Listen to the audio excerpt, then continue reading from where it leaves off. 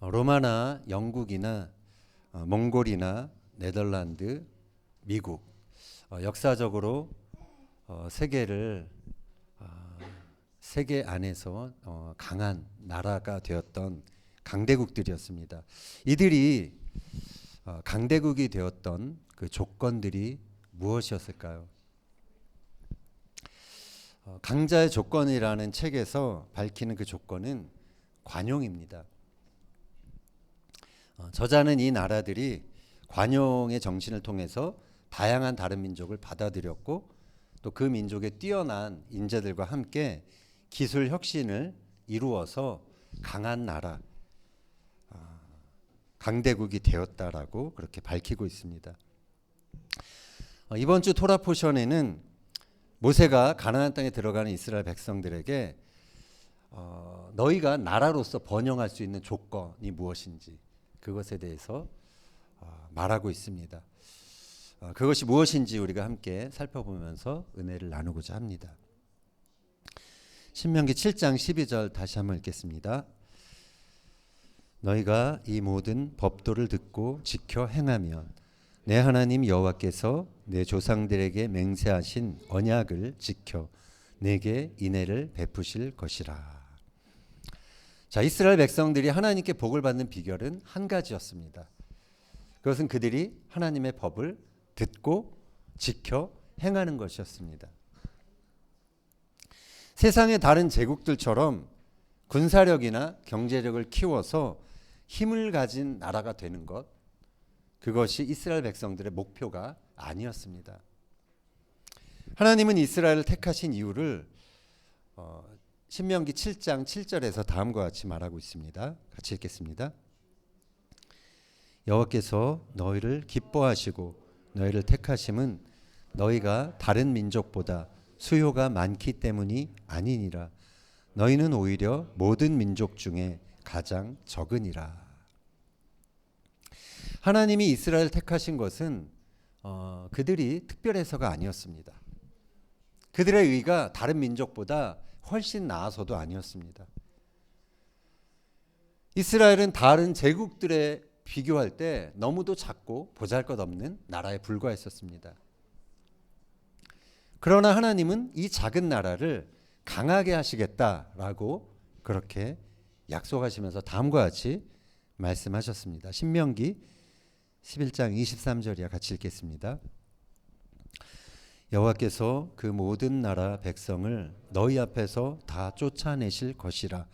너희가 너희보다 강대한 나라들을 차지할 것인즉 너희의 하나님 여호와께서 너희에게 말씀하신 대로 너희가 밟는 모든 땅 사람들에게 너희를 두려워하고 무서워하게 하시리니 너희를 능히 당할 사람이 없으리라.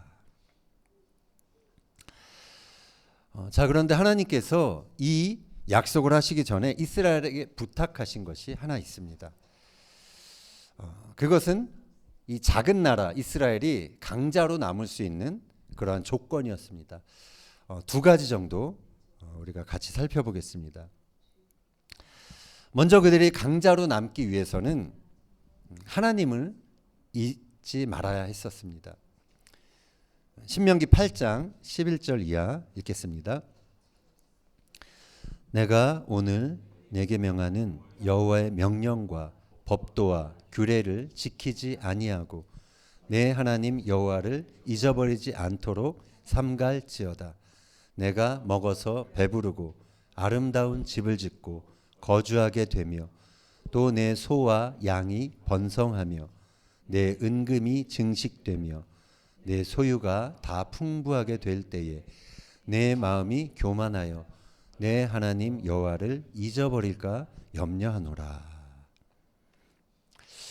이스라엘 백성들은 집 없이 광야에서 40년을 보내었습니다. 마실 물도 또 제대로 된 음식도 없어서 힘든 그런 시절을 겪어냈습니다. 적에게 광야에서 공격을 받았던 때도 있었습니다. 이러한 어려움들이 이스라엘 백성들이 광야에서 싸워야 했던 그러한 시험이었죠. 그러나 모세의 말에 의하면 그들의 진정한 시험은 광야가 아니라 이제 이들이 들어갈 가나안 땅에서 있게 될 것이라는 것이죠. 이스라엘 백성들이 싸워야 될 진짜 전쟁은 광야의 고난이 아니었습니다. 그들이 이제 가나안 땅에서 누리게 될 풍요, 그것이 이스라엘 백성들이 싸워야 될 진짜 전쟁이었습니다. 이스라엘이 번성하느냐 멸망하느냐는 그들이 풍요의 때를 어떻게 지내는가, 거기에 달려 있었던 것입니다. 그것은 다른 제국들도 마찬가지였죠. 풍요와 권력과 명성을 가졌을 때 하나님을 잃어버리고 그들 뜻대로 행했던 제국들은 자멸의 길로 갔던 것을 우리는 역사를 통해서 알 수 있습니다. 하나님은 이제 풍요의 땅으로 들어설 이스라엘 백성들에게 다음과 같이 경고하십니다. 신명기 8장 19절 읽겠습니다. 내가 만일 내 하나님 여호와를 잊어버리고 다른 신들을 따라 그들을 섬기며 그들에게 절하면 내가 너희에게 증거하노니 너희가 반드시 멸망할 것이라. 아멘. 풍요가 우리가 이 땅에서 누리는 것이 하나님을 향한 갈망을 잠재우는 그러한 늪이 되어서는 안 되는 것입니다. 성공이 하나님의 손을 놓고서 혼자 달려가는 경주가 되어서는 안 되는 것입니다. 우리는 풍요의 때 하나님을 잊어서는 안 됩니다. 먹어서 배부르고 아름다운 집을 장만하고 소유가 다 풍부한데 한 가지 하나님을 잊어버리고 하나님이 뒷전이 된 그러한 삶을 산다면 우리는 그러한 삶에서 돌이켜야 하는 것입니다. 세상에서는 물질을 많이 풍부하게 가진 사람이 강한 자처럼 보입니다. 그러나 정말 강한 자는 하나님 한 분을 소유한 자입니다. 그분의 강한 손과 편팔을 의지하는 자가 정말 강한 자인 것입니다. 이스라엘 백성이 강자로 남기 위한 두 번째 조건이 있습니다. 그것은 그들이 정의와 사랑을 행하는 것입니다. 신명기 10장 17절 이하 읽겠습니다. 너희 하나님 여호와는 신 가운데 신이시며 주 가운데 주시오 크고 능하시며 두려우신 하나님이시라.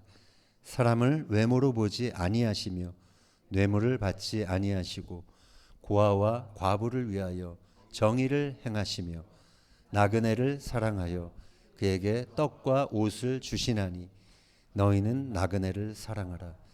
전에 너희도 애굽 땅에서 나그네 되었음이니라. 아멘. 모세의 말에 의하면 하나님은 뇌물을 받지 않으시는 분이십니다. 고아와 과부를 위해서 정의를 행하시는 분이십니다. 나그네를 사랑해서 그에게 떡과 물을 그리고 옷을 주시는 분이십니다. 모세가 이렇게 하나님을 묘사하는 이유가 뭘까요? 그것은 우리도 이 하나님처럼 행하라는 것이죠. 하나님이 행하시는 일을 우리가 행하기 위해서 필요한 것이 무엇일까요? 그것은 한마디로 하면 연약한 사람들에 대한 관용의 마음입니다. 우리가 관용으로 이웃을 섬길 때 이 땅에 하나님의 나라가 임하게 되는 것입니다. 세상에서는 군림하는 자가 강한 자처럼 보입니다. 그러나 하나님 나라에서는 이렇게 관용을 베풀며 하나님의 뜻을 행하고 그래서 하나님의 통로가 되는 사람들, 그런 사람이 진정한 강자인 것이죠. 사람들은 부와 권력을 쥐게 될 때 더 이상 가난한 사람과 약자를 돌보고 그들을 위해 행하는 것이 자신의 의무라고 생각하지 않을 수 있습니다. 그들은 자신이 가진 부와 권력이 내가 당연히 누려야 될 것이다 라고, 자신의 소유라고, 나의 것이라고 생각할 수 있습니다. 그러나 청지기처럼 잘 사용하라고 주신 그 부와 권력과 풍요, 이것을 나의 소유, 내 것이라고 여기기 시작할 때 그 인생의 위기가 시작되는 것입니다. 하나님은 가나안을 소유하게 될 이스라엘 백성들에게 이렇게 경고하셨습니다. 신명기 9장 5, 6절 읽겠습니다. 내가 가서 그 땅을 차지함은 내 공의로 말미암음도 아니며 내 마음이 정직함으로 말미암도 아니요 이 민족들이 악함으로 말미암아 내 하나님 여호와께서 그들을 내 앞에서 쫓아내심이라. 여호와께서 이같이 하심은 내 조상 아브라함과 이삭과 야곱에게 하신 맹세를 이루려 하심이니라. 그러므로 내가 알 것은 내 하나님 여호와께서 내게 이 아름다운 땅을 기업으로 주신 것이 내 공의로 말미암음이 아니니라. 너는 목이 곧은 백성이니라. 부와 권력이 따를 때 우리는 겸손해야 합니다. 하나님은 우리가 얼마나 목이 곧은 자들인지 알고 계십니다. 그럼에도 우리를 통해 이 땅에 하나님 나라를 펼쳐 가시려고 우리를 축복해 주시는 것입니다. 그래서 우리가 겸손히 하나님의 정의와 사랑의 통로가 되어 나그네와 이웃들을 사랑하는 자가 될 때 하나님은 계속해서 그렇게 하라고 우리를 복 주시는 것입니다. 하나님은 모세를 통해 우리가 처음에 살펴본 것처럼 너희가 이 모든 법들을 듣고 지켜 행하면 내 하나님 여호와께서 내 조상들에게 맹세하신 언약을 지켜 내게 인애를 베풀 것이다 라고 약속하셨죠. 인애를 베풀 것이다. 여기서 인애가 히브리어로는 헤세드입니다. 헤세드는 상대방의 어떤 조건, 상대방의 연약함, 그것에도 불구하고 변함없이 베푸는 사랑을 의미합니다. 하나님은 호세아 선지자에게 바람난 아내 고멜을 데려와서 다시 살라고, 그 여자를 다시 사랑하라고 그렇게 말씀하셨습니다. 왜일까요? 그것은 하나님과 언약을 맺었지만 타락한 이스라엘 백성들에게 하나님의 헤세드를 가르쳐 주시기 위해서였죠. 호세아가 바람난 아내를 참고 데려왔듯이 하나님은 바알과 바람이 난 이스라엘 백성들을 참고 기다리시면서 끝까지 그들에게 헤세드를 베푸신 것입니다. 하나님은 하나님의 성품인 이 헤세드가 언약 백성들의 삶에서도 그대로 나타나기를 바라셨습니다. 그러나 이스라엘은 이 헤세드의 삶을 사는데 실패합니다. 호세아 선지자가 이렇게 말했죠. 6장 4절 읽겠습니다. 에브라임아 내가 네게 어떻게 하랴 유다야 내가 네게 어떻게 하랴 너희의 인애가 아침 구름이나 쉬 없어지는 이슬 같도다. 여기서도 인애라는 단어가 나옵니다. 하나님은 이스라엘 그 공동체 안에 인애, 이 헤세드가 사라지는 것에 대해서 안타까워하셨습니다. 아침에 사라지는 구름, 또 아침에 없어지는 이슬처럼 이스라엘 사회 안에 이 헤세드가 너무도 희미하게 보일랑말랑하다가 사라져버리는 그것을 보시면서 하나님이 안타까워하신 것이죠. 당시 이스라엘은 하나님의 계명을 문자적으로는 철저히 지켰습니다. 11조를 드리고 안식일을 지키고 하루 3번의 기도도 그들은 잘 드렸죠. 그러나 그들의 삶에는 하나님이 정말로 기대하셨던 다른 이웃들에 대한 관용과 사랑과 인애, 헤세드가 없었던 것입니다. 예수님이 세리와 죄인들과 함께 식사하며 교제할 때 그것을 본 바리새인들이 예수님을 비판했습니다. 그때 예수님이 이런 말씀하셨죠. 마태복음 9장 13절 읽겠습니다. 너희는 가서 내가 긍휼을 원하고 제사를 원하지 아니하노라 하신 뜻이 무엇인지 배우라. 나는 의인을 부르러 온 것이 아니요 죄인을 부르러 왔노라 하시니라. 자, 예수님이 여기서 호세아 6장 6절 말씀을 인용하신 것입니다. 여기에 표현된 긍휼이라는 단어가 바로 헤세드입니다. 예수님은 하나님이 원하시는 헤세드가 무엇인지 바리새인들에게 말씀을 하신 것이죠. 헤세드는 받을 만한 자에게 베푸는 호의가 아니라 받을 자격이 없는 죄인들에게까지 베푸는 것. 그렇게 베푸는 사랑, 그것이 헤세드인 것입니다. 예수님이 말씀하셨습니다. 요한복음 13장 34절 같이 읽겠습니다. 새 계명을 너희에게 주노니 서로 사랑하라. 내가 너희를 사랑한 것 같이 너희도 서로 사랑하라. 예수님은 자신이 우리에게 베푸신 것처럼 우리도 조건 없는 그러한 헤세드의 사랑을 하기를 원하신 것입니다. 헤세드는 다른 사람의 연약함을 끌어안는 사랑입니다. 상대방이 잘해주기 때문에 나도 그에게 베푸는 호의가 아니라 그 사람이 별로 받을 자격이 없어도 하나님이 원하시기 때문에 하나님이 주시는 그 마음을 따라 조건 없이 베푸는 것, 그것이 바로 헤세드의 사랑인 것입니다. 이처럼 헤세드는 감정이 일어나서 감정이 충만해서 하는 그런 사랑이 아닙니다. 우리가 하나님의 언약 백성이기 때문에 그 부르심이 우리에게 있기 때문에 할 수 있는 사랑인 것입니다.